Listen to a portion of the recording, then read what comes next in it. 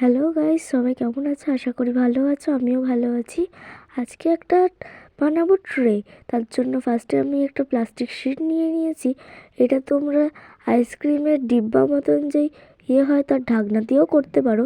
এখানে প্রথমে আমি সাদা ফেব্রিক দিয়ে ওটাকে কোট করে নিচ্ছি। এরপরে আমি এটায় রং করব। এখানে আমার কোট করা হয়ে গেছে ওটা। এবার কিছুক্ষণ শুকাতে দেবো। এখানে শুকিয়ে যাওয়ার পরে আমি একটা গ্রিন কালার নিয়ে নিয়েছি, যেটা আমি নিজেই বানিয়েছি সাদা আর গ্রিন মিক্স করে। ওটা আমি এখানে অ্যাপ্লাই করে দিলাম। আমি এখানটা পুরোটা অ্যাপ্লাই করে দিই। ততক্ষণ তোমরা আমার চ্যানেলটাকে লাইক সাবস্ক্রাইব করে দিও। এখানে আমি কালারটা করে নিচ্ছি।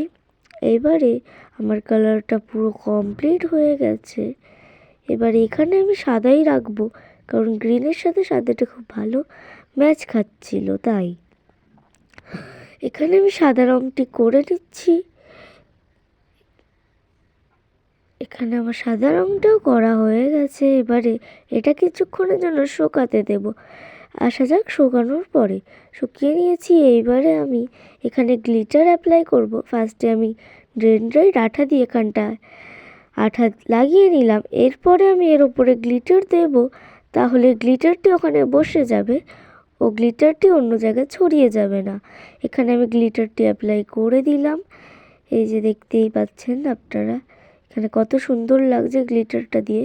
এবারে গ্লিটারটা একটু শুকিয়ে যাওয়ার পরে আমি গ্লিটারটাকে পাশ থেকে হালকা হালকা করে ঝেড়ে নিচ্ছি। এখানে আমি ঝেড়ে নিয়েছি। এইবারে আমি এবার আমি ভার্নিশটাও দিয়ে দিলাম।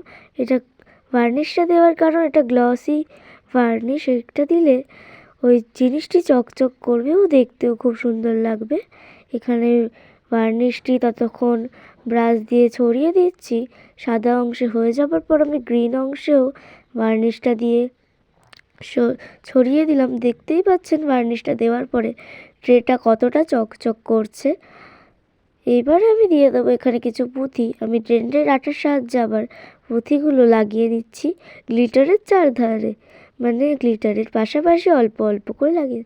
এই যে লাগিয়ে নিয়েছি আমি এখানে পুঁথিগুলো। কেমন লাগছে অবশ্যই আমাকে কমেন্ট করে জানাবেন।